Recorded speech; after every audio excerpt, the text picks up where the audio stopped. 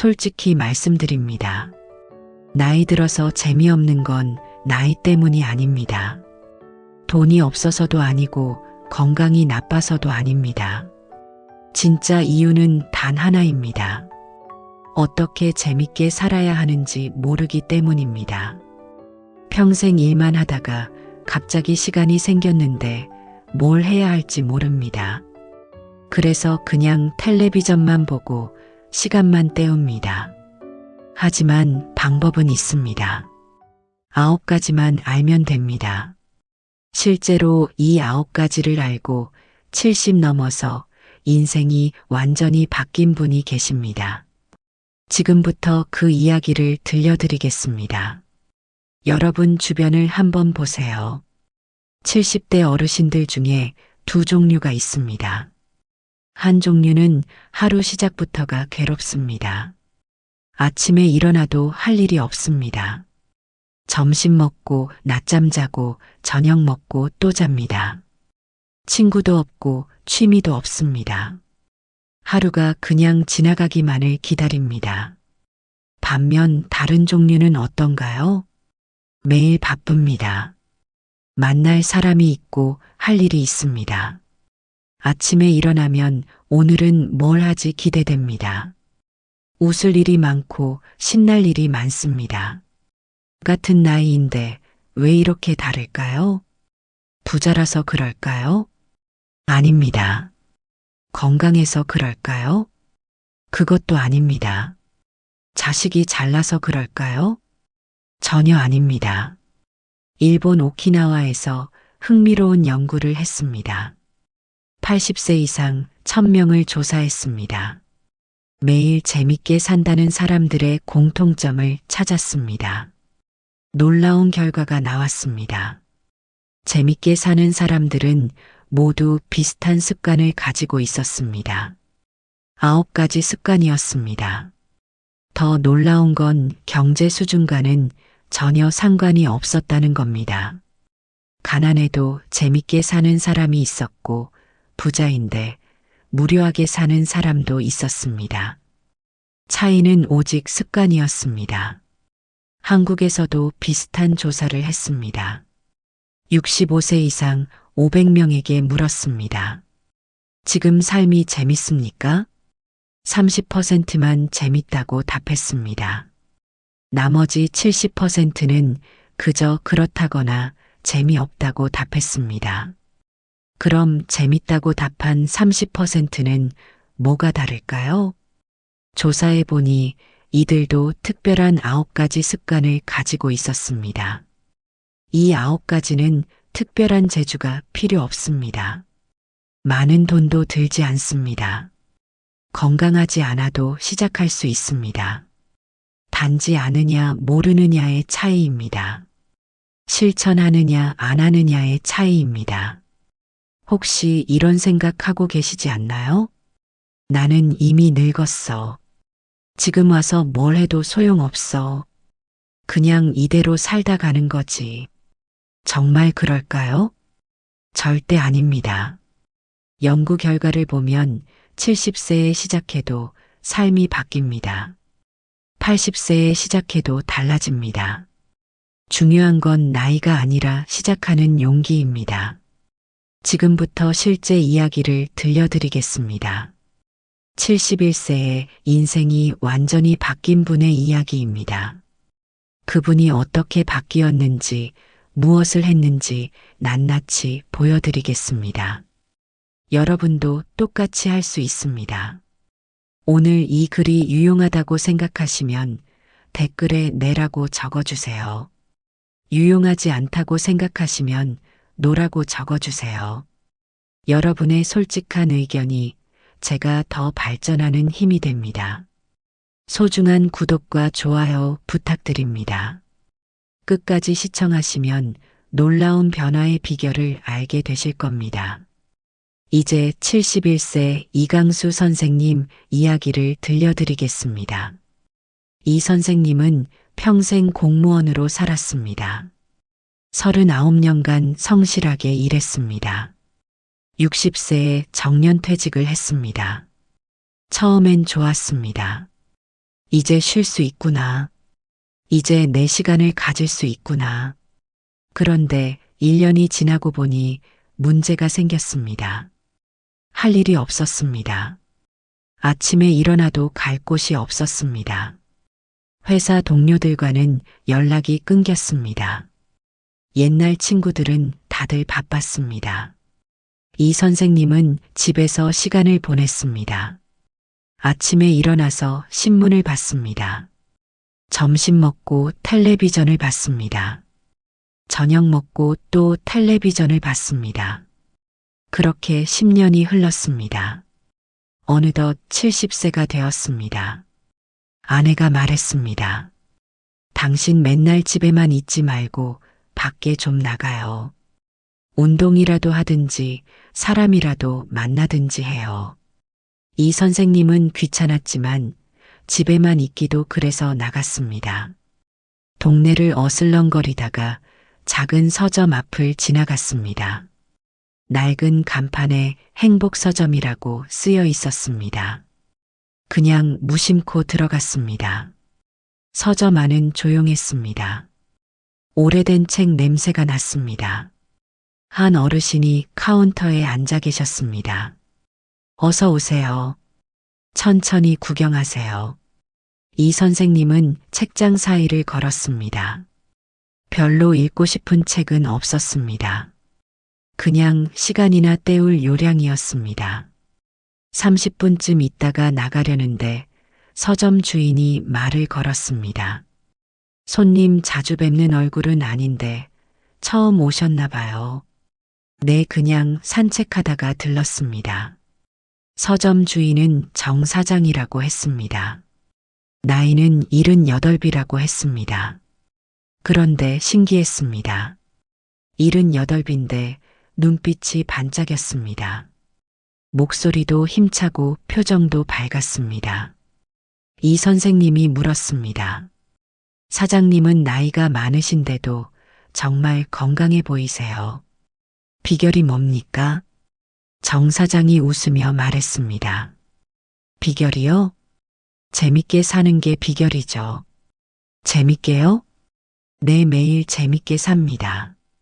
이 선생님은 고개를 갸웃했습니다. 나이 들어서 뭐가 재밌습니까? 다 똑같지 않나요? 정 사장이 고개를 저었습니다. 아니에요. 전혀 안 똑같아요. 나도 70 전까지는 손님처럼 무료하게 살았어요. 매일 똑같고 할 일도 없고 지루했죠. 그런데 어느 날 깨달았어요. 재밌게 사는 방법이 있더라고요. 9가지만 알면 되더라고요. 이 선생님은 귀가 번쩍 뜨였습니다. 9가지요? 그게 뭡니까? 정 사장이 천천히 말했습니다. 첫째, 매일 한 가지 새로운 것 시도하기. 둘째, 옷을 거리 찾기. 셋째, 몸 쓰는 취미 갖기. 넷째, 젊은 사람과 대화하기. 다섯째, 하루 일과 만들기. 여섯째, 작은 도전 즐기기. 일곱째, 자연과 친해지기. 여덟째, 추억 나누기. 아홉째, 내일을 기대하기. 이 선생님은 반신반의했습니다. 그게 정말 효과가 있나요? 정 사장이 대답했습니다.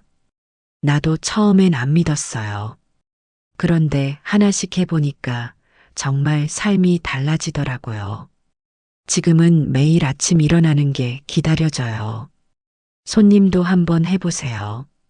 손해볼 건 없잖아요. 이 선생님은 집으로 돌아왔습니다. 그날 밤 정 사장의 말이 계속 생각났습니다. 정말 저 9가지를 하면 삶이 달라질까? 이 선생님은 다음 날부터 시작했습니다. 일단 해보자. 안 되면 말고. 첫날은 평소 안 가던 식당에 가봤습니다. 작은 시도였지만 조금 신선했습니다. 둘째 날은 코미디 프로그램을 찾아봤습니다. 오랜만에 웃었습니다. 일주일이 지나자 조금 달라지는 게 느껴졌습니다. 한 달이 지나자 확실히 기분이 나아졌습니다. 석 달이 지나자 이 선생님은 완전히 달라져 있었습니다.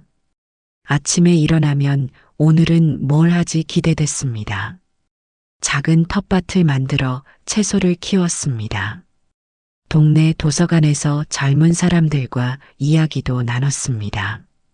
매일 산책을 하며 자연을 즐겼습니다. 6개월이 지난 어느 날이었습니다. 이 선생님은 다시 행복서점에 갔습니다.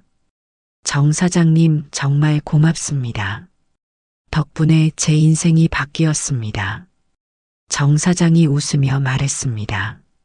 내가 한 게 아니에요. 손님이 용기 내서 시작했기 때문이에요. 이제 손님도 힘든 사람 보면 알려주세요. 나이 들어서도 재밌게 살 수 있다고요. 지금 이 선생님은 72세입니다. 매일 새로운 것을 시도하고 매일 웃고 매일 기대하며 삽니다. 가족들은 아버지가 완전히 달라졌다며 놀랍니다. 무엇보다 본인이 행복합니다. 그렇다면 이 선생님을 변화시킨 그 9가지는 정확히 무엇이며 왜 효과가 있는 걸까요? 지금부터 하나하나 풀어보겠습니다. 첫 번째, 매일 한 가지 새로운 것 시도하기. 새로운 식당에 가보는 것. 새로운 길로 산책하는 것. 새로운 메뉴를 먹어보는 것. 아주 작은 것부터 시작하면 됩니다. 왜 이게 중요할까요? 뇌과학자들은 말합니다. 새로운 경험을 할 때마다 뇌가 활성화된다고요. 루틴에 갇히면 뇌는 자동 모드로 작동합니다. 생각을 안 하게 됩니다. 하지만 새로운 것을 시도하면 뇌가 깨어납니다. 주의를 기울이게 되고 호기심이 생깁니다. 이게 바로 살아있다는 느낌입니다. 두 번째, 웃을 거리 찾기. 웃음은 단순한 감정이 아닙니다. 웃을 때 우리 몸에서는 엔도르핀이 나옵니다. 이게 천연 진통제입니다. 스트레스 호르몬은 줄어들고 행복 호르몬은 늘어납니다. 노르웨이에서 연구를 했습니다. 자주 웃는 사람과 안 웃는 사람을 15년간 추적했습니다. 자주 웃는 사람이 평균 7년을 더 오래 살았습니다. 웃음이 수명을 늘린다는 증거입니다. 세 번째, 몸 쓰는 취미 갖기. 텃밭 가꾸기, 목공, 도예 뜨개질. 손과 몸을 움직이는 활동들입니다. 왜 이게 중요할까요? 손을 움직이면 뇌가 자극됩니다. 손은 제2의 뇌라고 불립니다. 손가락을 움직일 때 뇌의 많은 부분이 활성화됩니다. 게다가 뭔가를 만들어내는 성취감이 있습니다. 내가 이걸 만들었어. 이 느낌이 자존감을 높입니다. 네 번째, 젊은 사람과 대화하기. 손주든 동네 청년이든 상관없습니다. 다른 세대와 대화하는 게 중요합니다. 왜일까요? 젊은 사람들은 다른 관점을 가지고 있습니다. 다른 생각, 다른 가치관, 다른 문화를 가지고 있습니다. 이들과 대화하면 시야가 넓어집니다. 고정관념에서 벗어나게 됩니다. 그리고 젊은 에너지가 전염됩니다. 다섯 번째, 하루 일과 만들기. 아침에 일어나서 무엇을 할지 정하는 겁니다. 6시에 일어나기. 6시 30분에 산책하기. 8시에 아침 먹기. 9시에 텃밭 가꾸기. 이런 식으로 일과를 만드는 겁니다. 왜 이게 중요할까요? 일과가 있으면 삶에 리듬이 생깁니다. 리듬이 있으면 안정감이 생깁니다. 안정감이 있으면 마음이 편해집니다. 반대로 일과가 없으면 하루가 흐릿합니다. 뭘 했는지 기억도 안 납니다. 여섯 번째, 작은 도전 즐기기. 새로운 취미를 배워보는 것. 가보지 않은 곳에 여행 가보는 것. 해보지 않은 요리를 만들어 보는 것. 작은 도전들입니다. 왜 이게 중요할까요? 도전은 두려움을 이깁니다. 나이 들면 두려움이 많아집니다. 새로운 걸 시도하기 무섭습니다. 실패할까봐 걱정됩니다. 하지만 작은 도전을 하고 성공하면 자신감이 생깁니다. 나도 할 수 있구나. 이 느낌이 삶의 활력이 됩니다.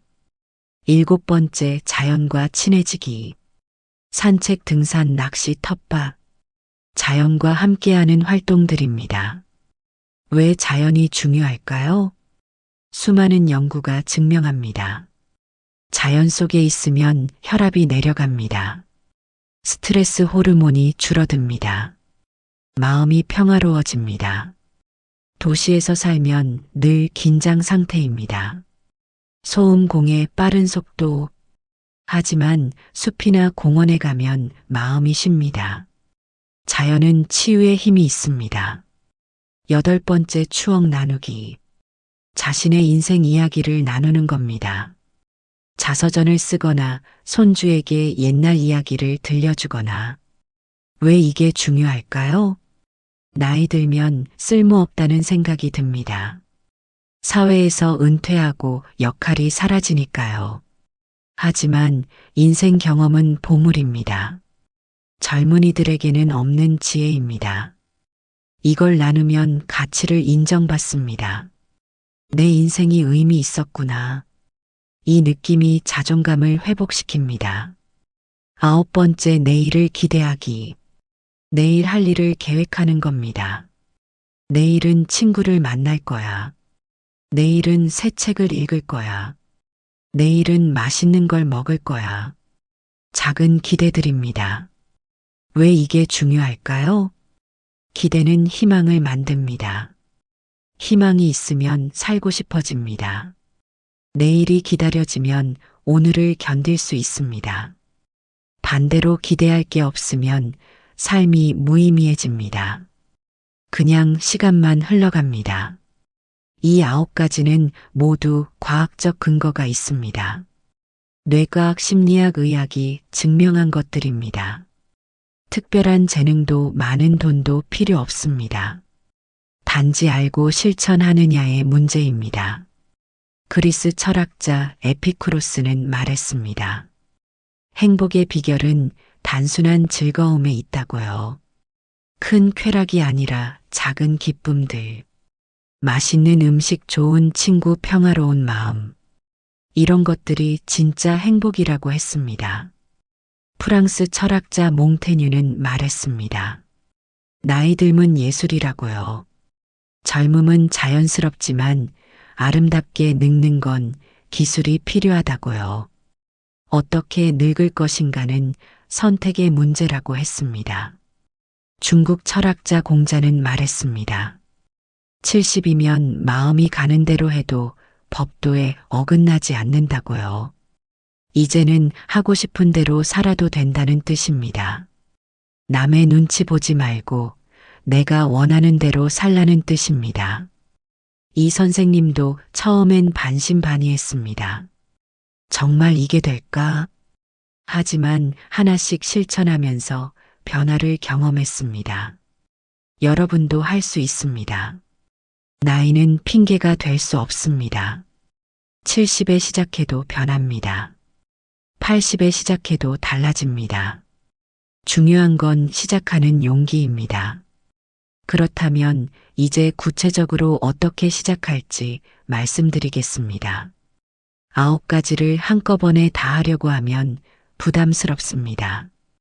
하나씩 천천히 꾸준히 하는 게 중요합니다. 작은 행동이 큰 변화를 만듭니다. 첫 번째, 매일 한 가지 새로운 것 시도하기. 오늘은 평소 안 가던 슈퍼마켓에 가보세요. 내일은 안 먹어본 과일을 사보세요.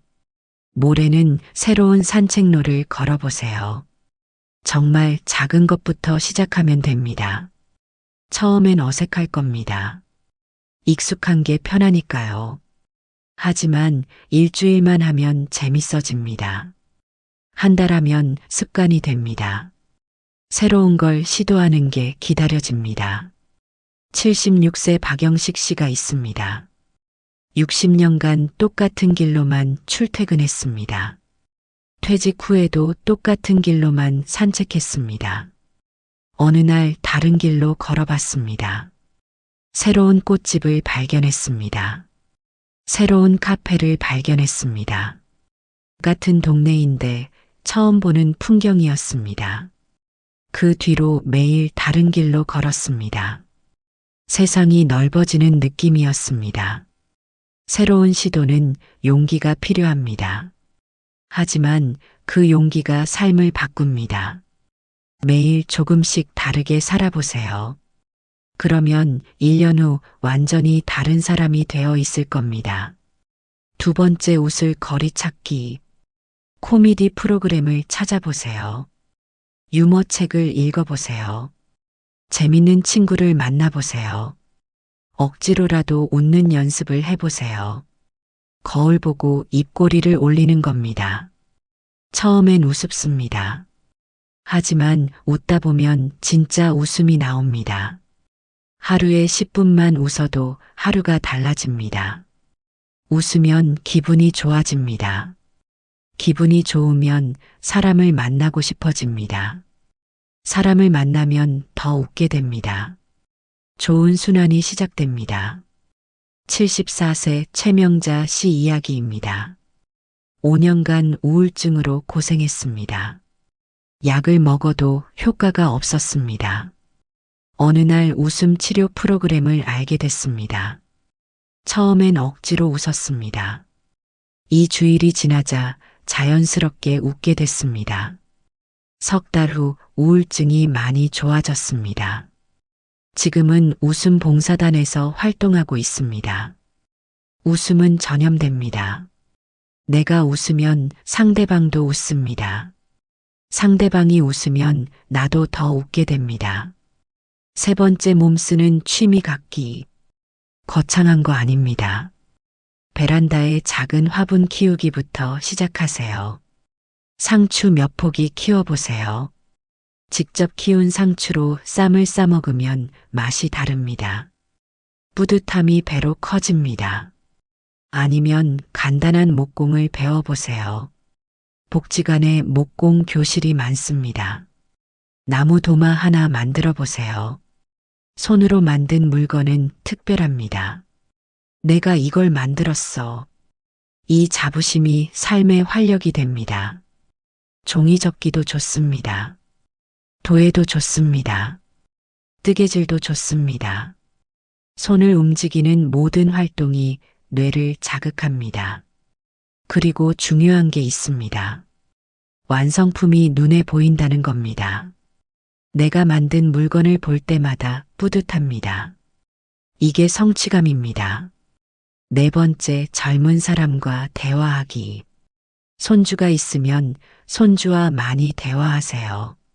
없으면 동네 도서관이나 복지관에 가보세요. 젊은 자원봉사자들이 있습니다. 이들과 이야기를 나눠보세요. 처음엔 세대 차이 때문에 어색할 수 있습니다. 하지만 그게 재밌습니다. 다른 관점을 배울 수 있습니다. 그리고 중요한 게 있습니다. 젊은이들도 어르신들의 이야기를 듣고 싶어 합니다. 인생 선배의 조언을 원합니다. 서로 주고받는 관계가 됩니다. 78세 한규식 씨가 있습니다. 동네 청소년 센터에서 목공을 가르칩니다. 젊은이들에게 기술을 전수합니다. 청소년들은 할아버지라고 부르며 따릅니다. 한 씨는 말합니다. 내가 필요한 사람이라는 느낌이 든다고요. 이게 삶의 보람이라고요. 다섯 번째, 하루 일과 만들기. 종이에 적어보세요.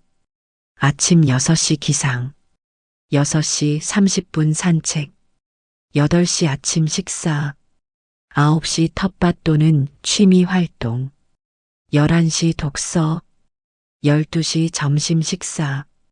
이런 식으로 시간표를 만드는 겁니다. 꼭 지켜야 한다는 부담은 갖지 마세요. 대략적인 틀만 만드는 겁니다. 일과가 있으면 하루에 리듬이 생깁니다. 리듬이 있으면 삶이 안정됩니다.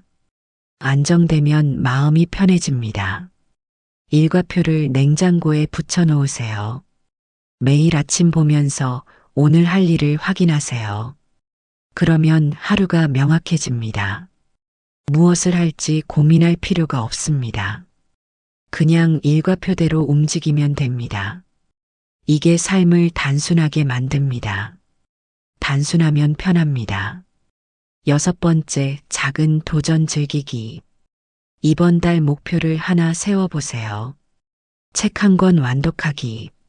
새로운 취미 배우기. 가보고 싶었던 곳 여행 가기. 작은 목표입니다. 달성 가능한 목표입니다. 목표를 세우고 이루면 성취감을 느낍니다. 나도 할 수 있구나.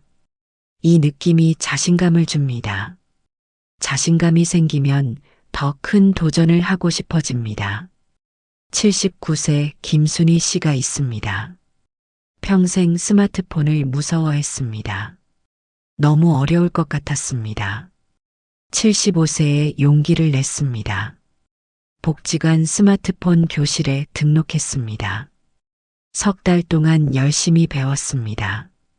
지금은 손주들과 영상통화도 하고 사진도 주고받습니다. 세상이 넓어졌습니다. 도전은 나이와 상관없습니다. 언제든 시작할 수 있습니다.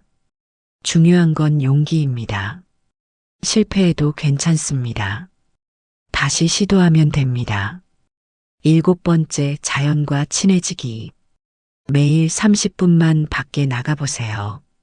공원이든 산이든 강변이든 상관없습니다. 그냥 걸으세요. 나무를 보고 꽃을 보고 새소리를 들으세요. 자연은 말이 없지만 위로가 됩니다. 혼자 걸어도 외롭지 않습니다. 자연이 함께 있으니까요. 주말에는 가까운 산에 올라가 보세요. 산 정상에서 보는 풍경은 마음을 시원하게 합니다. 나도 이만큼 올라왔구나. 이 성취감이 삶에 의욕을 줍니다. 텃밭을 가꾸는 것도 좋습니다. 씨앗을 심고 물을 주고 기다립니다. 새싹이 나오는 걸 보면 신기합니다. 열매를 맺으면 뿌듯합니다. 자연과 함께하면 계절을 느낍니다. 봄에는 새싹이 돋고 여름에는 무성하고 가을에는 열매를 맺고 겨울에는 쉽니다. 이 순환을 보면서 삶을 배웁니다. 8번째, 추억 나누기. 자신의 인생 이야기를 적어보세요. 거창한 자서전이 아니어도 됩니다. 기억나는 일들을 메모하는 겁니다. 어린 시절 이야기, 젊었을 때 이야기, 고생했던 이야기, 행복했던 이야기. 적다 보면 내 인생이 참 풍성했다는 걸 깨닫습니다. 그리고 이걸 가족이나 친구들과 나눠보세요. 손주들에게 들려주세요. 젊은 세대는 어르신들의 경험담을 신기해합니다. 그때는 그랬구나. 이런 반응이 나옵니다.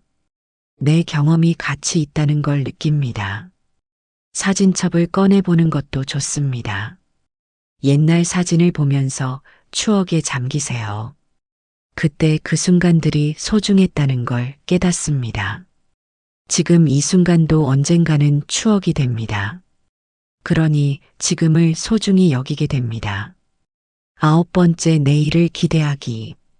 매일 잠들기 전에 내일 할 일을 생각해 보세요.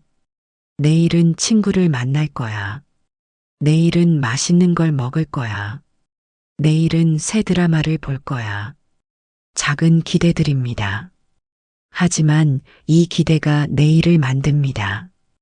기대가 있으면 내일이 기다려집니다. 내일이 기다려지면 오늘 밤 잠이 잘 옵니다. 편안하게 잠들 수 있습니다. 아침에 일어날 때도 기분이 좋습니다. 오늘 뭐 하지? 이 설렘이 하루를 시작하게 합니다. 이제 관계를 가꾸는 습관도 말씀드리겠습니다. 친구들과 정기 모임을 만드세요. 일주일에 한 번, 한 달에 한 번. 만나서 밥 먹고 수다 떨고. 이게 삶의 활력이 됩니다. 혼자 있으면 생각이 많아집니다. 걱정도 많아집니다. 하지만 친구들과 있으면 웃게 됩니다. 시간이 빨리 갑니다. 친구가 없다고요? 지금 만들면 됩니다. 경로당이나 복지관에 나가보세요. 같은 고민을 하는 사람들이 많습니다. 먼저 말을 걸어보세요. 안녕하세요. 저도 오늘 처음 왔어요. 이 한마디면 충분합니다.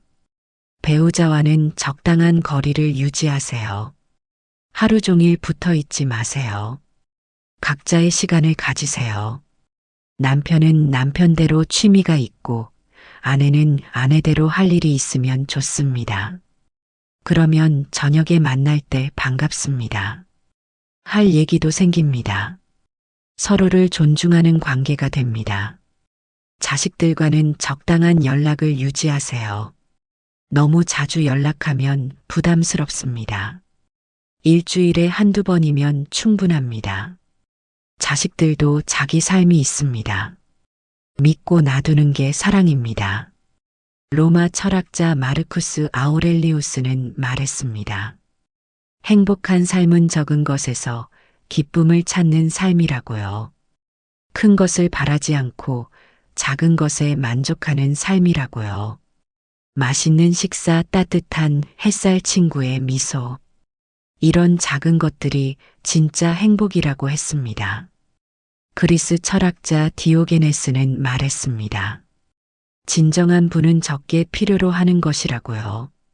많이 가진 게 부자가 아니라 적게 필요한 게 부자라고요. 만족할 줄 아는 사람이 가장 부유한 사람이라고 했습니다. 독일 철학자 쇼펜하우어는 말했습니다. 행복은 외부에서 오는 게 아니라 내면에서 온다고요. 환경이 나를 행복하게 하는 게 아니라 내 마음가짐이 나를 행복하게 한다고요.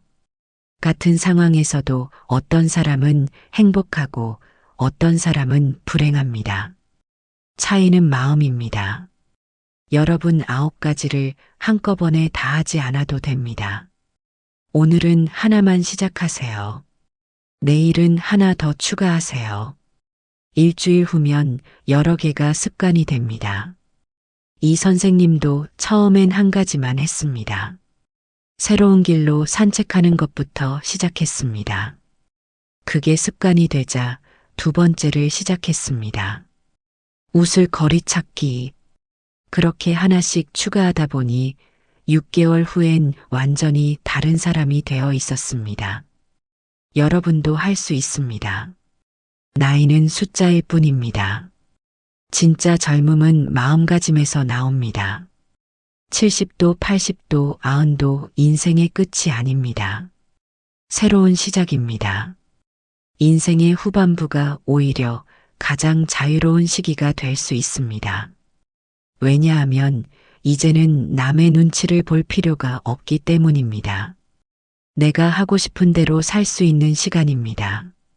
내가 만나고 싶은 사람을 만날 수 있는 시간입니다. 젊었을 때는 해야 할 일이 많았습니다. 일도 해야 하고 자식도 키워야 하고 집도 사야 했습니다. 하지만 지금은 다릅니다. 해야 할 일이 아니라 하고 싶은 일을 할 수 있습니다. 이게 진짜 자유입니다. 가장 아름다운 노년은 나이를 먹어도 호기심을 잃지 않는 것입니다. 주름은 늘어도 마음은 펴는 것입니다. 몸은 늙어도 영혼은 젊게 사는 것입니다. 여러분의 노년이 재미와 기쁨으로 가득하길 바랍니다. 오늘부터 시작하세요. 오늘이 바로 여러분 인생 후반전의 첫날입니다. 댓글로 꼭 알려주세요. 9가지 중에서 오늘부터 몇 번을 실천하실 건가요? 첫 번째부터 시작하실 건가요? 아니면 가장 쉬운 것부터 하실 건가요? 숫자만 적어주셔도 좋습니다. 여러분의 참여가 저에게 정말 큰 힘이 됩니다. 여러분의 다짐 하나하나가 이 글을 더 가치 있게 만듭니다. 여러분의 용기가 다른 분들에게도 큰 용기가 됩니다. 함께 나이 들수록 더 재밌는 인생을 살아봅시다. 시청해 주셔서 진심으로 감사합니다.